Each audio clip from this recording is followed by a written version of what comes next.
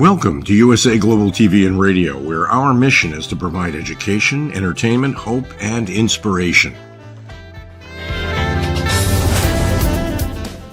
USA Global TV and Radio connects you with experts and audiences all around the world every single day to help you succeed in business and to live a richer life. Visit us at usaglobaltv.com to learn about career and life-changing training and mentoring programs like the Listening Mentor. Subscribe to our newsletter to stay informed about our special programs and offers. Discover how you can become a guest on one of our shows or a host or producer of a USA Global TV and Radio show of your very own. That's USA Global TV and Radio, where the doctor is always in.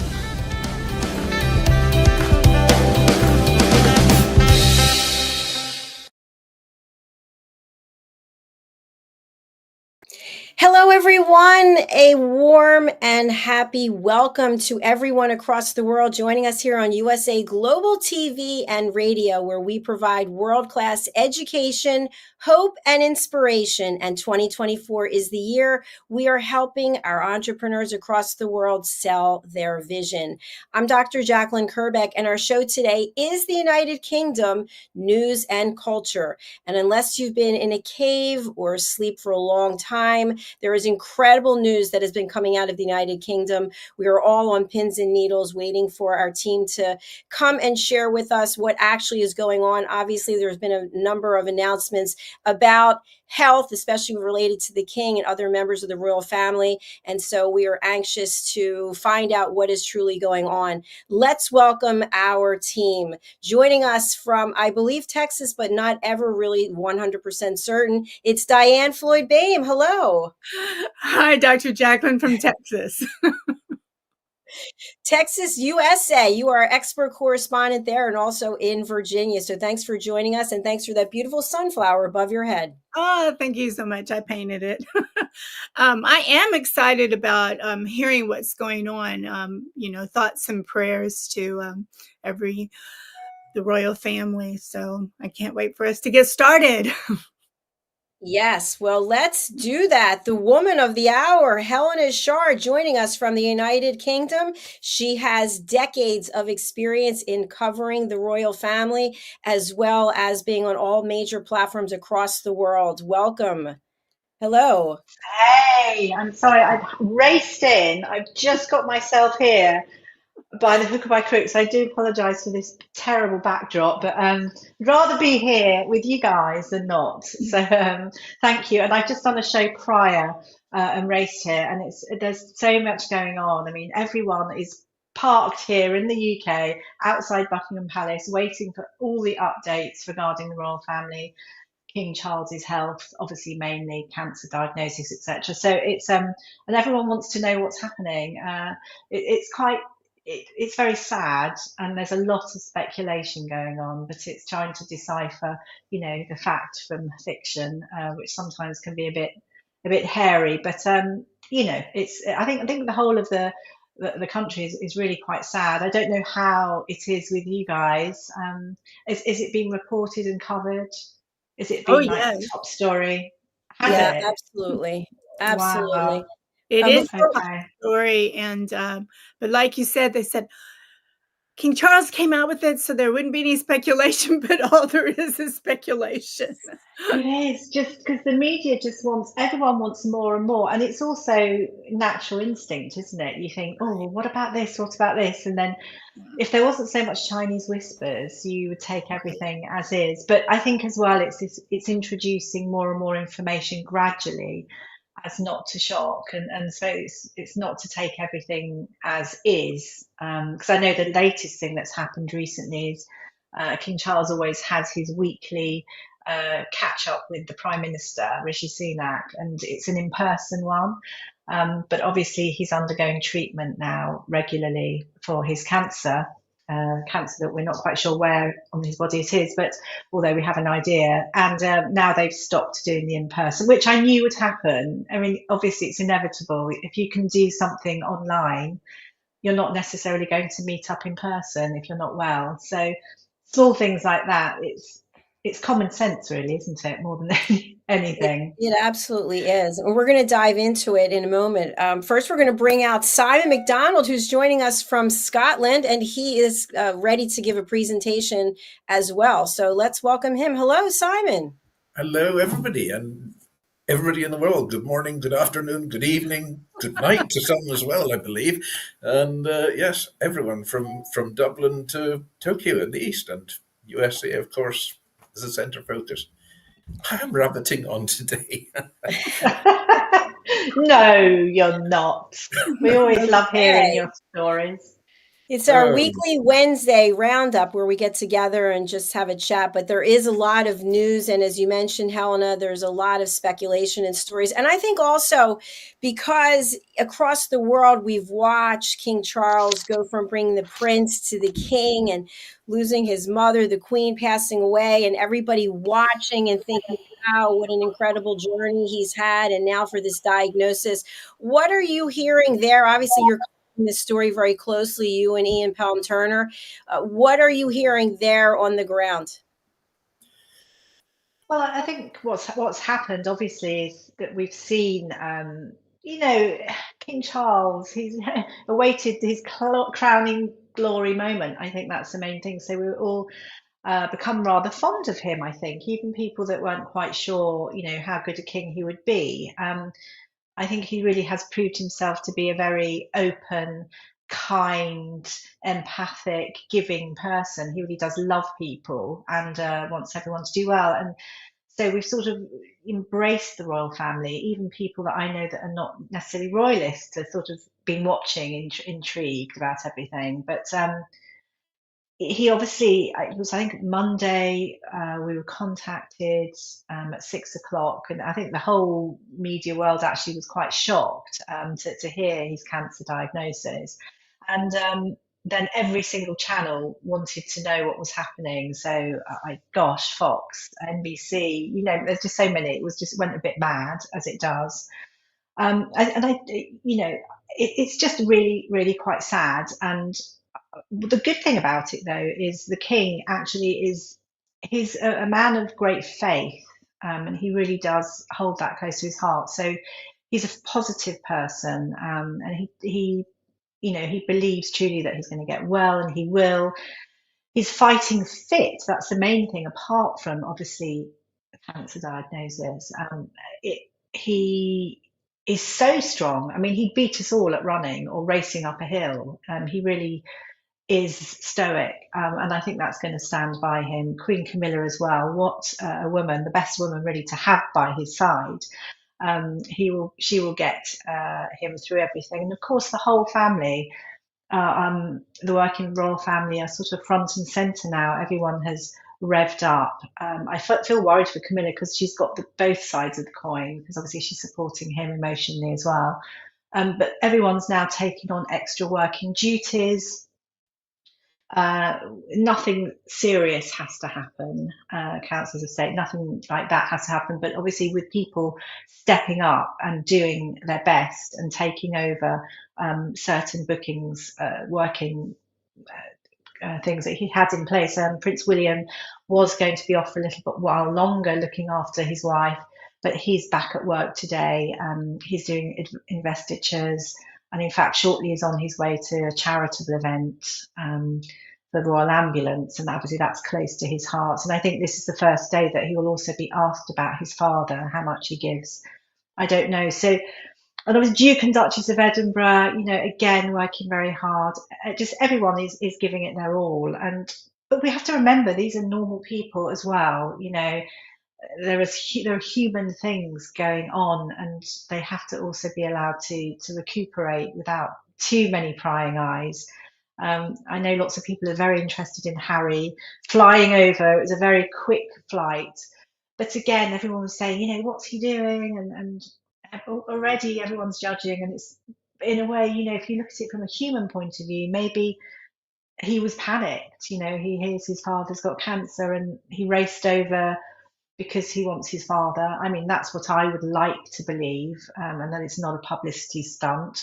I know that he probably spoke to his father for no more than 40 minutes, but at least it was something. And I think he's on his way back now because he has an event. Again, it's lots of people talking about this, and I'm just interested. What does everyone think? Do you think that it should have been, because it's very different from Queen Elizabeth when she was reigning. It was far more secretive, and you weren't given all the facts. But now everyone expects facts. Everyone wants to know everything that's going on, and if there's a tiny minutiae of detail left out, people want to know. But he's been very honest and released, obviously, these statements talking about his health, with the hope of helping others and to get other people to seek help, which is admirable. But people are sort of now wondering, is this the new modern family? Is this a good thing? Should people have been so open? What do you think, guys? It'd be interesting just to have a chat, really. Well, I think he is entitled to a bit of privacy. He's a human being like the rest of us. The only difference is he's in a dead-end job because, there's just absolutely no chance of promotion in it. But he's an incredible person. He's amazingly strong. He comes over really quite soft and gentle, but he's as tough as old boots inside there, and he's been through a lot in his life.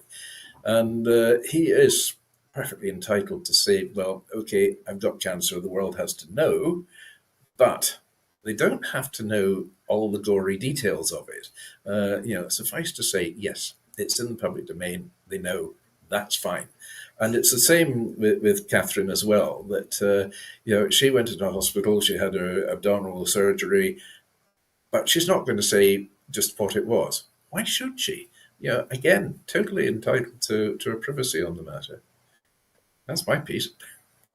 No, I agree completely. I agree. It's an individual thing. And it's, just for people who are not on television or not in the public domain, they don't necessarily tell everyone they know everything about themselves, right? We are able to make decisions about what we want to share and what we don't want to share. But I do admire the fact that he shared it so that people can have that awareness, go and get checked, get screened to make sure that you don't have anything going on in your body that you're not aware of. Absolutely. Yeah, it's true. The health service here has been absolutely inundated with people now coming forward wanting to be tested. He's been quite an ambassador for screening for cancer and for prostate problems as well. They say the hospitals now and doctor surgeries are just absolutely bombarded with people wanting this. It's been a big wake-up call, I think, for everybody. And if it saves a life, it's a job worth doing. Absolutely. It is that.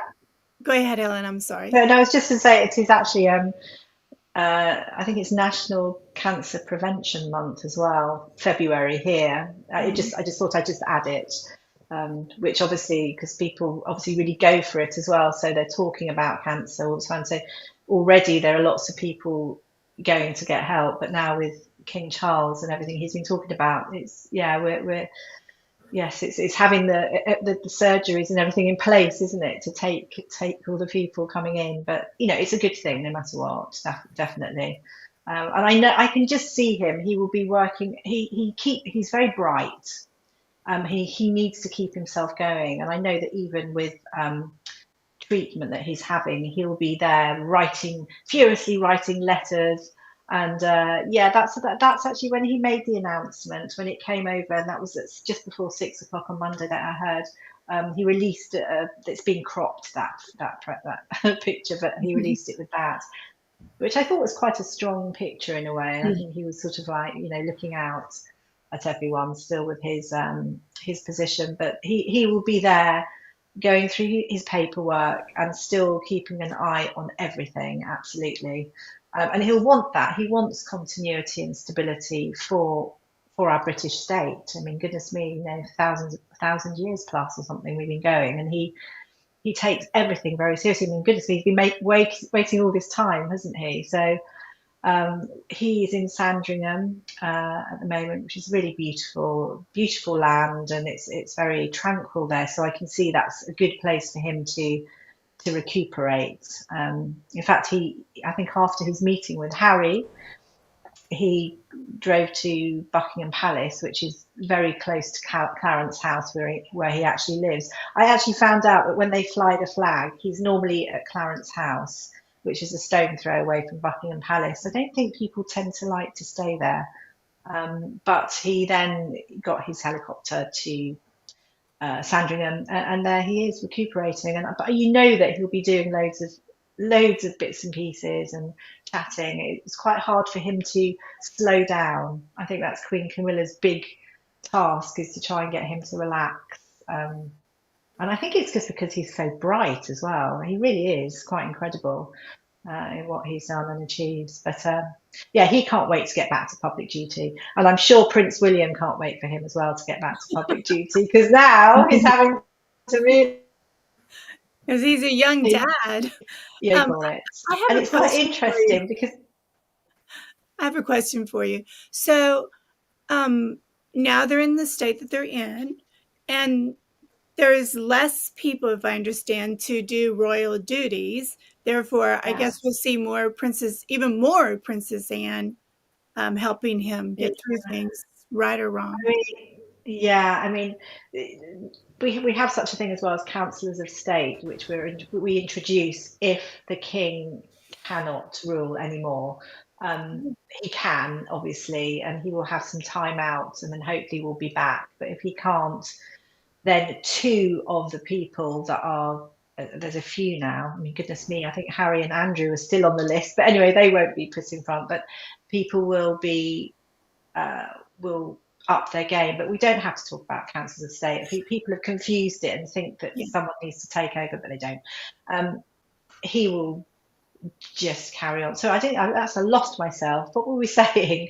I don't mean take over. I just meant help him while he's his treatment. Yeah, no, absolutely. I mean, Anne. Yesterday I think it was 3 engagements. She does so much each day. I just don't know if she could fit any more in. But from a moral side of things, and very, supportive, incredibly supportive. But I think Queen Camilla definitely, and it will be Prince William and the Duke of Edinburgh, obviously with the Duchess of Edinburgh as well, that will be doing the majority of work. But it's funny because I did an interview a little while ago, and they were talking about how awful, and that everyone's falling ill, and the royal family can't cope. And I sort of was arguing my case that actually, it's not fair to say you've got to give things time, and it's a change, isn't it? It's a period of change, and you've got to expect the unexpected. But I have to say, as things go along, I do see the fragility of the royal family with not as many people working. But it's all doable. Again, it is. It's just change, and I think you have to get over the shock, and then from there, start figuring out the plan, Yeah, correct? what's the solution? Yeah. And we do that with any family, right? We all have Yeah. ups and downs. And again, going back to the privacy, and I know if I was the King Charles, I would be like, they only need to know so much. I don't want them to know exactly what kind of cancer, because I don't want to be reading, well, the speculation is, X amount is high, Yeah. that particular cancer. I'm like, no, I want to think positive. And of course, he's very lucky, because I would think he would be getting the best of the best of the best treatment ever in the entire world. Yeah. Yeah, you would hope so. And also with Princess Kate, it's, Yes. everyone was saying it's not fair. She should be saying what's exactly wrong. But no, I mean, the fact that this information was given out was enough. And she's got children, and you've got to protect their privacy too. Right. It just becomes naughty, doesn't it? But anyway, we're all shocked, and I think there's a great outpouring of love, and that really cheers me. Yeah, I mean, you think of it, the job that Charles has got. It's a very difficult job. I mean, a bit like the weather here. You rain all day, but it's 7 days a week as well. So you don't get a day off. You don't get any time off, and you don't get it. You really don't get very much thanks for it, because there's so many people criticize them, thinking, "Oh, it's a great jolly." They go from one opening, they cut a ribbon here, and they go and do something there, and that's all there is to it. And that is the very least of it. In the the papers that have to be done every day is it's a colossal amount of work, and I'm not surprised that Charles likes to live at Clarence House. It's a much more homely atmosphere in Clarence House. It's beautiful inside, much more homely. Buckingham Palace has really become quite an office. And, we don't like living in the office, as I say, well, here I am. But That's really good. we like to get out of it now and again, get out and walk ourselves around for a bit and get back inside and get stuck in. But it is a big job. Even when they go to Balmoral, and everybody said, they're having a holiday in Balmoral. He's doing the papers every day. The dispatch boxes come in. These have to be done. Come rain or shine, whatever, they have to be done. Even with Her Majesty the Queen on Britannia, the boxes were flowing in every day. She had to do them. So it takes a large chunk of the day as well. People don't see that. They don't understand it. They don't realize it. Just all the work that goes in to raining all day, 7 days a week, just like our weather. It's a job. Yeah, I mean, on a small end, for anyone who's ever attended an event, you show up and you go, oh, wow, look at this. But meanwhile, it's been planned for a year, right? All these people are in the background. And so just imagine what the royal family has to do, what's being done in the background that we have no idea every single day. Right. Absolutely. Right. I think also King Charles is a workaholic, and he always has been. That's his thing. But in a way, it's good because the work gets done. I hope everyone can hear me. And interestingly, another little thing that made me laugh is that I just through speaking to various people and journalists and just lots of things, and they all of a sudden everyone's like, oh, but we're not ready for Prince William. It was like the last few weeks, the last few months, everyone was like, oh, King Charles should step down. He's too old. He's this, that. We want Prince William. We want the younger king and queen. And now everyone's really worried, just in case it comes to, because they don't want it. They think he's not ready, and they're not ready for him. So it does make me giggle. But I just wish everyone well. I just hope that things will move on, and I'm sure they will. And I know that he's in Sandringham. Actually, a funny thing about Sandringham, which I was reading, is that they're actually opening supposedly in due course, opening a glamping site. Sandringham is beautiful. It's absolutely beautiful. It's got wonderful areas of land, and it's sort of near the woodlands that they're opening the glamping sites. And it's going to be they're tents in a way, but they're obviously quite posh. And they're called Experience Freedom Tents. And there's going to be, I think they've got everything. They've got like porches, they've got built-in barbecues, so they're really quite plush. They're made for a royal, and it's going to bring in money to the economy. But it did make me laugh that it was Experience Freedom Tents. It sort of made me think, it just made me think of Prince Harry. Actually, that's what it did. I think it's that Finding Freedom, isn't it? And obviously, will they come and stay at the tents? Who knows? Well, they sound like I've gone clamping, but that one sounds pretty posh. I think it will be. I think it's the beginning of trying to do things with the land and the properties, because that's the next elephant in the room. But again, these things happen as time goes by. I think it will bring in something like an extra 5 million to the to our country, which is good. It's all good. But I love it. I mean, glamping sites, I can see that happening in all places. Yeah. Does glamping include a tent, or is it more like a room in the Four Seasons? It's like a room in the Four Seasons mixed with a bit got visions of them going glamping as the decorators come in to spruce up the inside of Sandringham. Yeah, but there's not a sleeping bag in a tent, right? It's a bit more than that, I think. Yeah. It's a little bit more plush. Yeah, it's an upgraded version, and I think it's really funny. I can see it. It's quite fun. I'd stay. I love things I love being out in nature. So to have a little bit of luxury, but also feel like you're out in the wilds, but not in a tent. I think there's something nice about that. Yeah, it's really good fun. I would agree with you. Helena, I'm just wondering, and thank you so much for taking the time to be here. How is all this impacting you, knowing that you're on call, on demand, you've got to go from one channel to the next?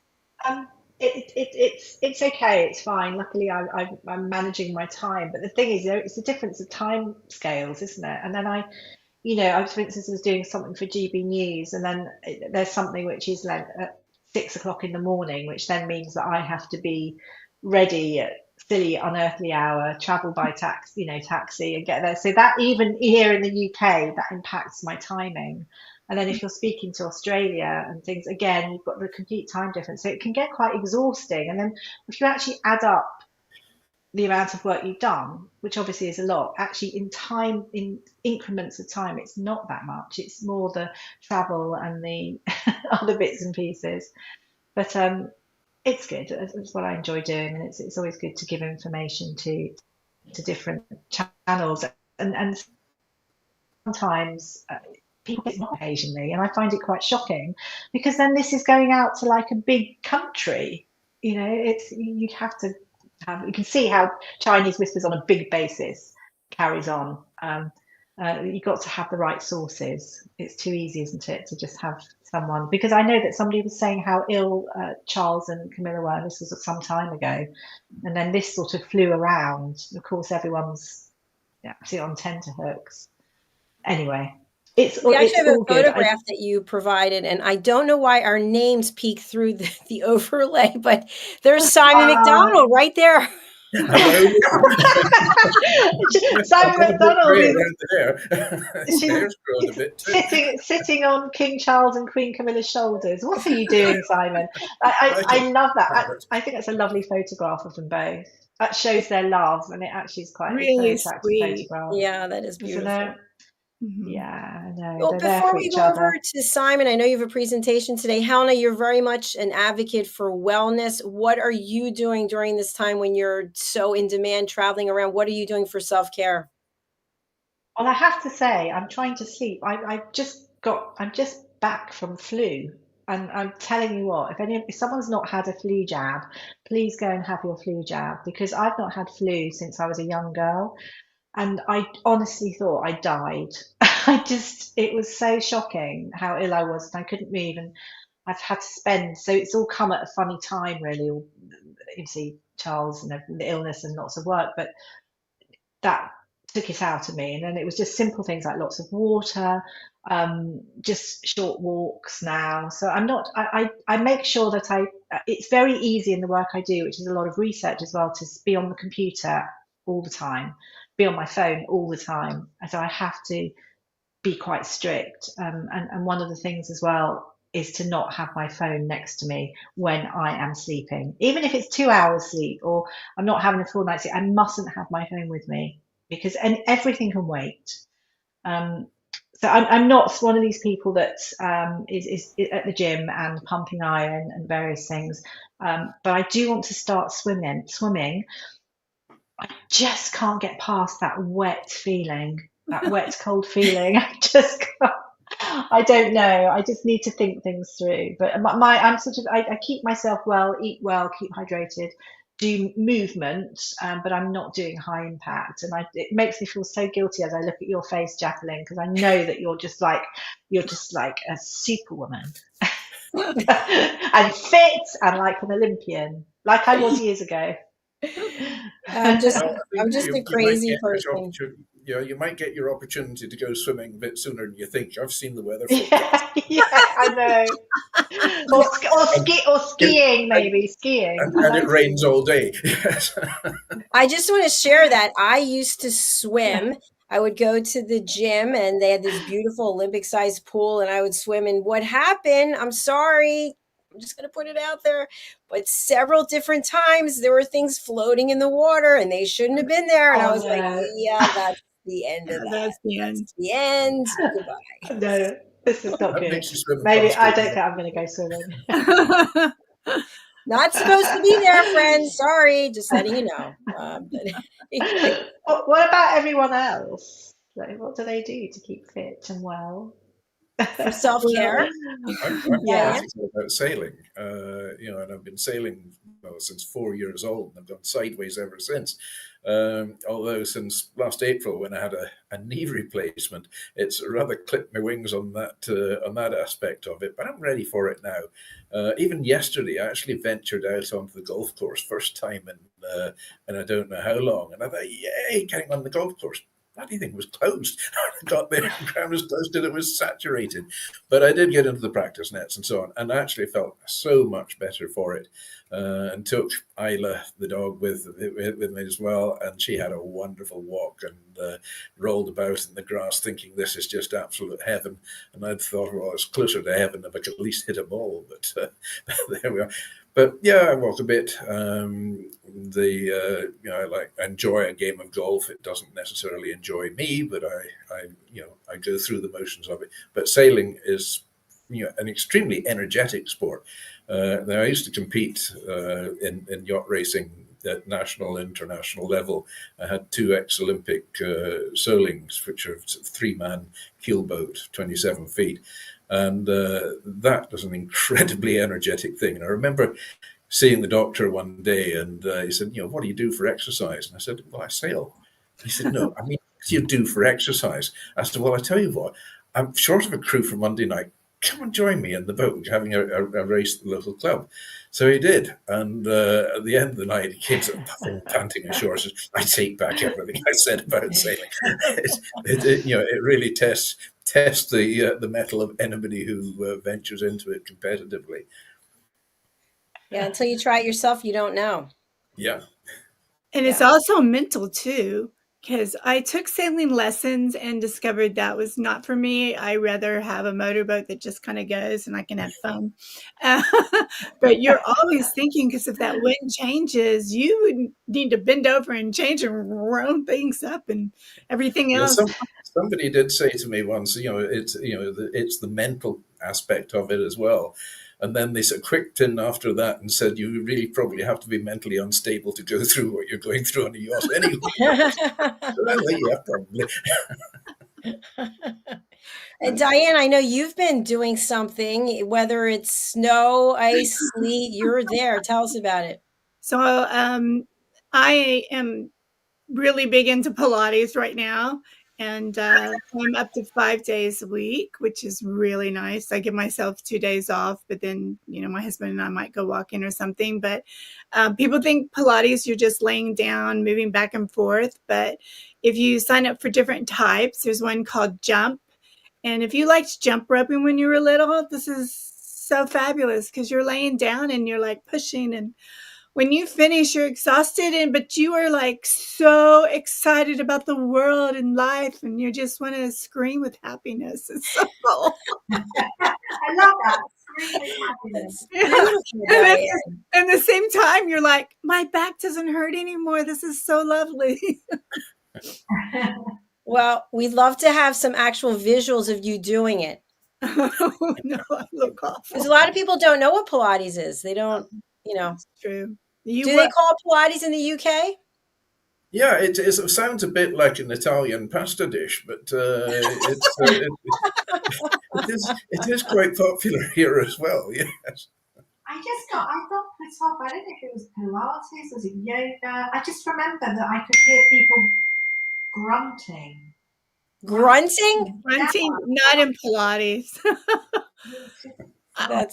They were doing something else, Helena. Yeah, they I don't had know what to that be. was. Oh, and also, sorry to say this, but also passing wind, which became a bit of a joke after a while. Why didn't go back? That's Excuse funny. me. I can see that in yoga with some of the positions. Your body's like, whoa. I have never. I don't know a lot of people breaking winds in yoga, but listen. In anything you're doing, you can definitely, if you've had a lot of gassy food or you've got some That's rumblings. Yeah, that gas can come out in a pool, wherever. wherever. Yeah. Well, we've really had it now about this topic. So I know, Simon, you have a presentation that is abbreviated. Are you ready? Yes, I'm ready anytime you are. I mean, that's it. Yes, indeed. Yeah, All right, because fantastic. Helena, I know how busy you are, but thank you so much for being here with us today, and carry on. I knew you didn't get on, so I'm so thrilled. Thank you, and I will see you next week. Lots of love. All right. Stay well. Take care. Diane, you and I will be here. Okay. Yes, we will be here. All right, Simon, take it away. And I suppose I better still be here as well. Well, the last few weeks I've been doing a series on seats of power, and now I'm looking at Scottish heroes and villains. And there's plenty about. I think probably the villain side might slightly overtake the hero side, but don't tell anybody that. Shh. Otherwise, I can get deported to England. I mean, fate worse than dead. Anyway, it's today I'm talking about Prince Charles Edward Stuart, better known to most people as Bonnie Prince Charlie. And he was really quite an amazing character. I think we've got a photograph of him. Well, it's not a photograph of him; it's a portrait of him in his younger days there. But so Prince Charles Edward Stuart, also known as the Young Pretender, and of course Bonnie Prince Charlie, who's which is the popular version of his name. And he was the claimant and heir apparent to the throne of Great Britain in the 18th century. Had he come to the throne, he would have actually been crowned King Charles III, making our present King Charles III King Charles IV. So there's a bombshell for a start. So anyway, the Bonnie Prince Charlie, not Charles on the throne just now, Bonnie Prince Charlie, he led the Jacobite supporters of a Catholic monarch in a series of victories across Scotland and England in 1745 in an attempt to recapture the crown. Though he's chiefly remembered for his defeat at the Culloden Moor, the Battle of Culloden, on April the 16th of 1746. The bloody battle and the subsequent repercussions against suspected Jacobites in Scotland permanently ended the Jacobite cause. And Charles' escape from Scotland after the battle at Culloden helped to romanticise the Jacobite cause and the plight of the Scottish Highlanders during the 18th century. And we all know of the famous Skye Boat song, Over the Sea to Skye, and for his early life. But the Bonnie Prince was born in Rome on December the 31st, 1720, and he was christened Charles Edward Louis John Sylvester Maria Casimir Stuart. That's quite a long name, so Charles Edward Stuart is how he preferred to be known. His father was James Francis Edward Stuart, and had been brought to Rome as an infant when his deposed father, James VII, received papal support after fleeing London in 1689. And James Francis married Maria Clementina, a Polish princess with a large inheritance in 1719. And after the failures of the second and third Jacobite risings in Scotland at the beginning of the 18th century, the birth of a Stuart heir was heartening to the Jacobite cause. Charles was charismatic and sociable from a young age, characteristics that would later compensate for his lack of skill in battle. As a royal heir, he was privileged and well educated, particularly in the arts, and he spoke several languages, including enough Gaelic to be understood in Scotland, and he's said to have played the bagpipes. He was fair-faced, likely suspected to be bisexual, characteristics that earned him the nickname the Bonnie Prince.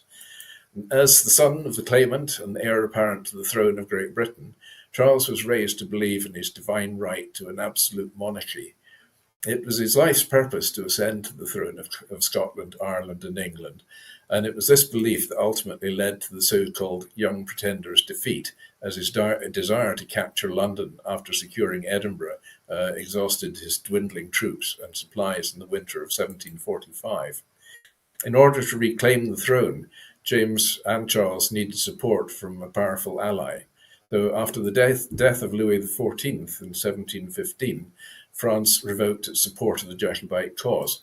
But in 1744, with the War of Austrian Succession waging across the continent, James managed to secure financing, soldiers and ships from the French to advance into Scotland.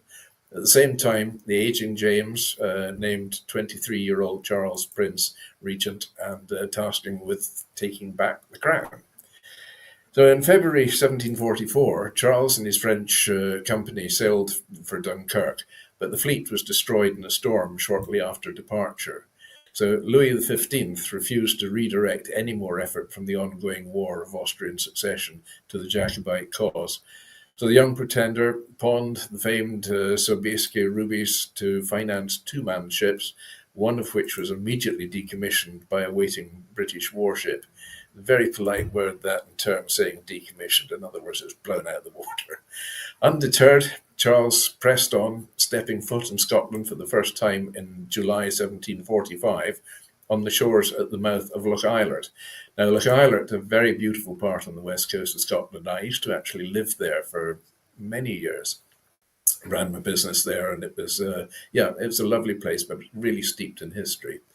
So the Jacobite standard, it was raised for the Bonnie Prince in August at Glenfinnan, which is sort of halfway between Loch Eilert and Fort William. It comprised mostly of destitute Scots and Irish farmers, a mix of Protestants and Catholics. The Jacobite forces under Charles initially achieved several victories in the field, including the Battle of Preston Pans in September 1745 and the Battle of Falkirk Muir in January 1746. The army marched south. It would have been wise for Charles to actually wait out the ongoing war in the continent as in Edinburgh, because that move would have exhausted the Hanoverian troops, but instead he was motivated by a desire to claim the throne in London. So Charles marched his army into England, getting as close as Derby before he was actually being forced then to retreat. The Jacobites retreated north up to the Highland capital of Inverness, and Charles' most important holding. So government troops were not far behind him, and a bloody battle was fast approaching. So on the night of April the 15th, 1746, the Jacobites attempted a surprise attack, but they got lost in the marsh and in the darkness, and it is a very foggy part of the world around Culloden Moor, I know it well, and rendering the attempt a dismal failure. As the sun rose the next morning, Charles ordered his Jacobite army, sleep-deprived and starving, to prepare for battle on the flat, muddy Culloden Moor. In less than an hour, the Hanoverian army had obliterated the Jacobites, and Charles was nowhere to be found. In tears, the Young Pretender had fled the battlefield. Well, Charles, he spent subsequent months in hiding. He became acquainted with Flora MacDonald, not a relation to mine, that's another MacDonald, who disguised Charlie as her maid, Betty Burke, and smuggled him safely to the Isle of Skye, hence the Skyboat song, Over the Sea to Skye. He eventually crossed the mainland once more, going into hiding before catching French ships en route to the continent. So in September 1746, Charles Edward Stuart left Scotland for the last time aboard the French frigate Le Héros, which was commanded by a Richard Warren. After a few years searching for Jacobite support, Charles returned to Rome and blaming his senior commanders for the loss at Culloden. He fell into drunkenness. In 1772, married Princess Louise of Stolberg, a girl who was 30 years his junior. The pair had no children, leaving Charles without an heir, though he did have one illegitimate daughter, Charlotte. And so then Charles later died in Charlotte's arms in 1788. In the aftermath of Culloden, Jacobitism then became shrouded in myth, and over the years the Bonnie Prince became the symbol of a valiant but doomed cause, rather than a privileged, unskilled prince that abandoned his army. In reality, it was, at least in part, the impatience and impudence of the young pretender that simultaneously cost him his throne and permanently ended the Jacobite cause. Let's recap. Charles, Bonnie Prince Charlie, he was known for being claimant to the throne of Great Britain, also known as the Young Pretender or Bonnie Prince Charlie. He was born on December the 31st, 1720 in Palazzo in Muti, Rome, Papal Estates. Died January the 31st of 1788 in Palazzo Muti, Rome, and the Papal Estates again. His parents were James Francis Edward Stuart and Maria Clementina Sobrieska. And his spouse was Princess Louise of Stolberg, and the children, well, was only Charlotte Stuart, who was its illegitimate child. So, hero or villain? I think the jury's out on that. A lot of people say, well, you know, he came to Scotland unable to speak the language at all, and somehow he managed to rally all the Jacobite soldiers together, and he talked them up somehow, sign language probably, took them down to Glenfinnan, raised the standard, then finished up going up to Inverness and having the absolute living daylights beaten out of them, and then he disappeared eventually off over back to Italy, dressed as a woman, and died an alcoholic. Does that sound a hero to you, or is he the villain? He's still claimed the hero today.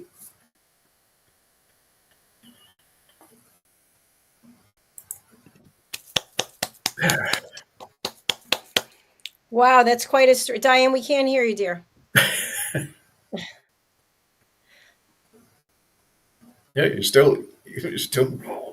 Sorry, I like to be on mute because when you're talking, sometimes I like have a giggle and I want to interrupt you. Guess what the great thing is about Wave.video is that you're not actually on the screen anymore, so you don't have to worry about it. Oh, okay. Yeah, you don't have to mute yourself anymore. Oh, okay. Well, thank you for teaching me that, because yes, I do. If you're wondering what's happening back, I'm like listening. I'm like taking notes sometimes, or I'm like looking something up so I know more. But what a fascinating character! They should do him. It was amazing. Him. Yeah, I mean, it is. I mean, it was all sorts of things. I mean, you know, and yet, you know, proclaimed a great hero, and that's the man there.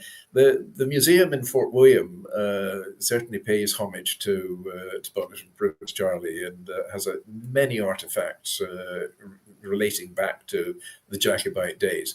I mean, that was really part of the bloody history of Scotland in every sense of the word. It was, you know, the hard times. And my son Paul, he's quite a historian on this. And the Jacobite risings, well, there were actually 5 Jacobite risings, but the 2 famous ones was 1715 and then 1745.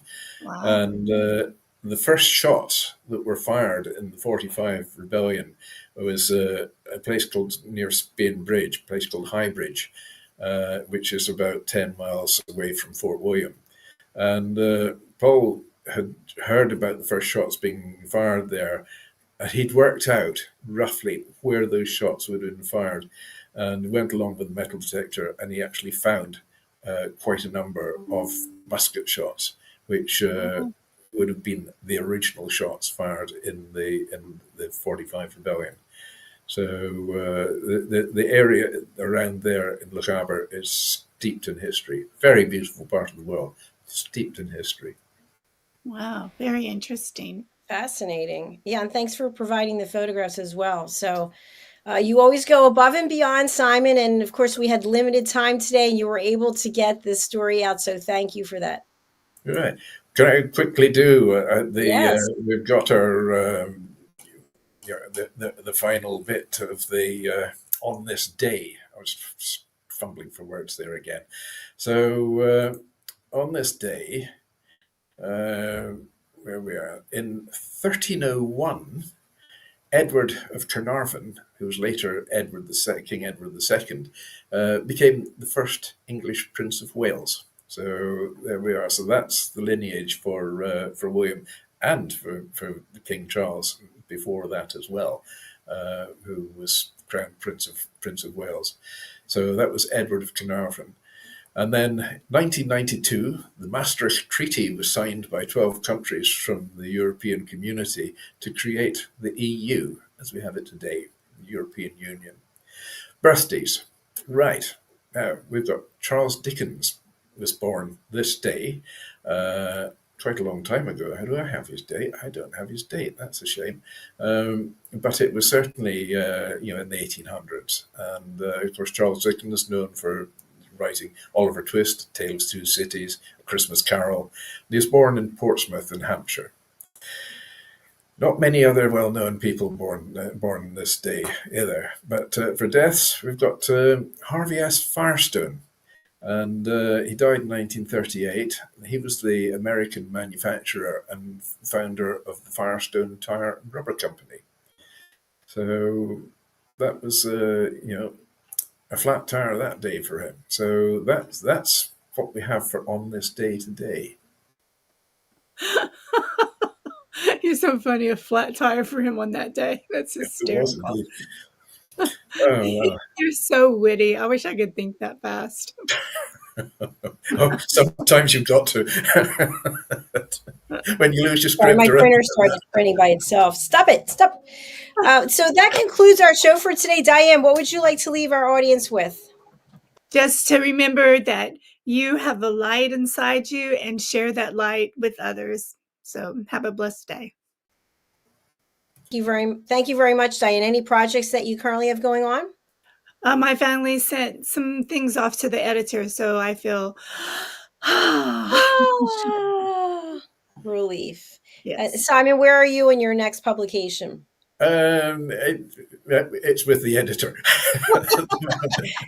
The Hatchet job is great. I've still got a little bit more research coming as well on it, but we're nearly there. This is a different book to A Rhyme and Time. This is about my father's experiences during the Second World War around the Battle of Cassino, because I suddenly discovered I've got his sort of diary, which was just scrawled and whatever scraps of paper he could find at the time on the battlefield, and he wrote down his thoughts and what was going on. And it was I don't know he was necessarily supposed to be doing that, but he did it anyway. And it's a remarkable piece of history of just what these people went through, the conditions at that time. It's it's going to be a fascinating read, that one, because it's all factual, and the actual notes will be in his handwriting, will be shown on every page through the book as well. So people can either read, the ordinary type, do it the lazy way, or read through his handwritten notes, which really bring to life all the trials and tribulations and the horrors of being on the battlefield at the time. I want to order mine. Copy now. I think I might order one as well. I think you have a screenplay coming. It sounds like it. Actually, Absolutely. I'm not going to say too much about it, but I've got a friendly script writer in Hollywood who's very keen to do something on that one. So we shall see. Watch this space. Remember, you heard it here. We are going to sign off as Global Social Entrepreneurs Best Of episode is coming up next, followed by the Royally Rich Lifestyle Show, episode 14. So do stay tuned. We will see you again, God willing, next week. All right? All right. Absolutely. We'll be here. Bye, everyone. Thank you. Bye. Bye.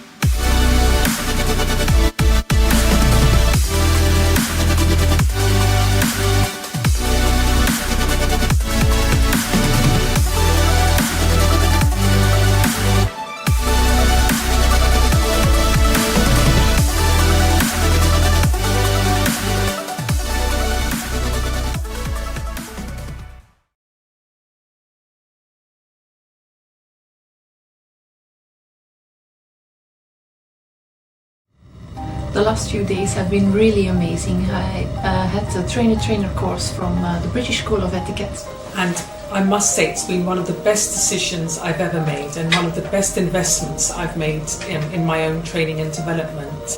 Now, words alone will not describe the transformation and the positive path that I have traveled with the British School of Etiquette. I found I learned a lot from the lessons this time I came. The last few days with the British School of Etiquette have been fantastic. And what I've learned now is really beyond my expectations. This is the most rewarding experience and the best investment I have made this year. It was just great. I learned so much, and when I go back to Belgium I will incorporate a lot of it into my day-to-day life and business. It's been absolutely wonderful for the whole week that we were here. I feel transformed, and I feel like blowing a trumpet and tell people, come and do this school, this class is the best, this is the best school ever. You should take it. It's just, it will change your life immediately. I am now able to teach other people how to bring the best of them. Thank you. Thank you, BSc. Thank you. Thank you so much. Thank you.